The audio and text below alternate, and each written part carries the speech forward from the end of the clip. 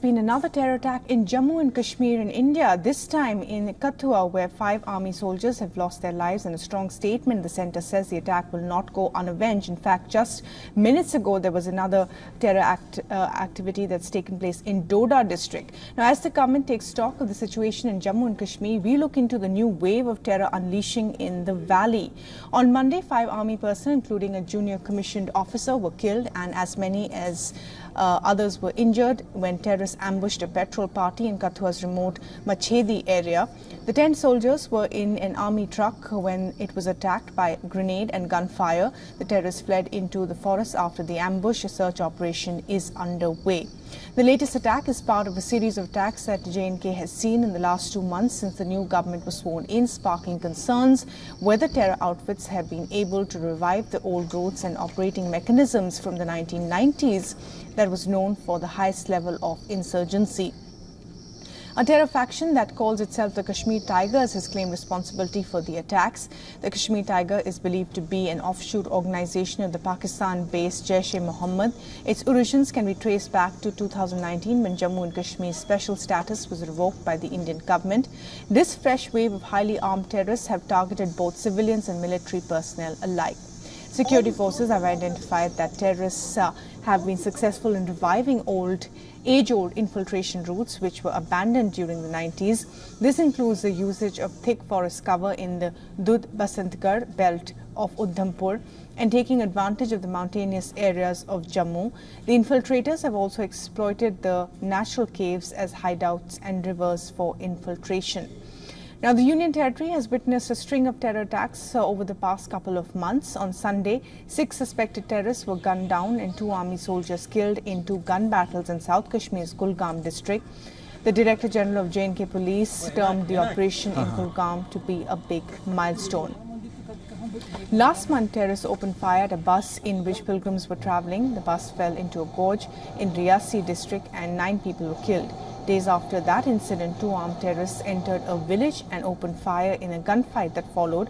A CRPF personnel was killed and the terrorists shot dead.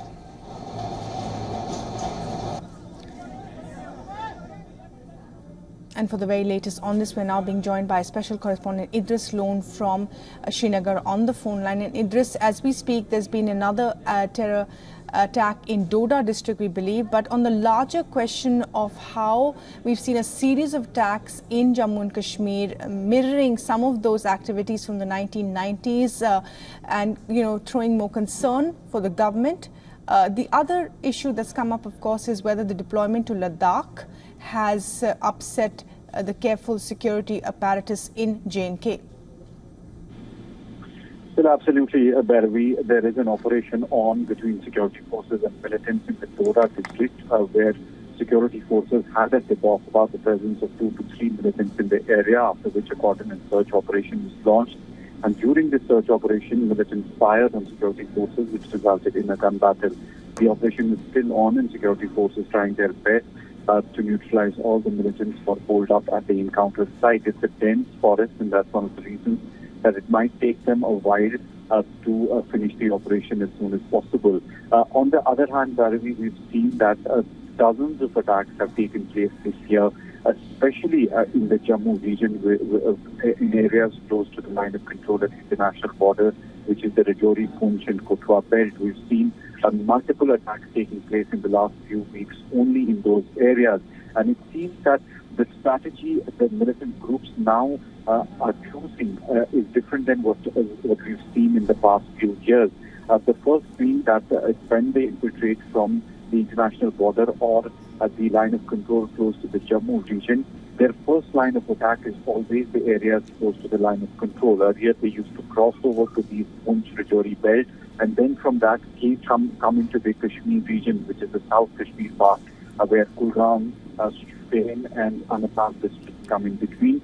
That used to be their first line of attack. But now what they've chosen, what they've shifted their strategy to, is attack in these areas where they can actually do the most of the damage and also be able to basically go off the radar in these dense forests. It's very, very dense forest. It's very close to the line of control where these militants come from and then hide into these forests again. The second important point that the Jammu and Kashmir police also agreed to last week was that the traditional routes that these militant groups are going back to. Earlier, what the new infiltration routes that were under the radar of security forces in the last few years have been completely sealed by security forces, not only manned by the security personnel, but also using the high-tech technology like the cameras, the night vigil cameras, and much more to keep a vigil on these areas. But with the old traditional routes now opening again, which is in the Pir Panjal range as well as the North Kashmir's Uri sector, we've seen many infiltration routes taking place in those areas, and now security forces have that challenge at hand as well. So it's a dual challenge for the security forces. One, the militant groups shifting from Kashmir to Jammu region, most of the attacks taking place there, and also choosing the old traditional routes of infiltration rather than the ones they were using from the last 5 years. Right, Idris. So really a dual challenge there for the Indian government. Thanks very much indeed.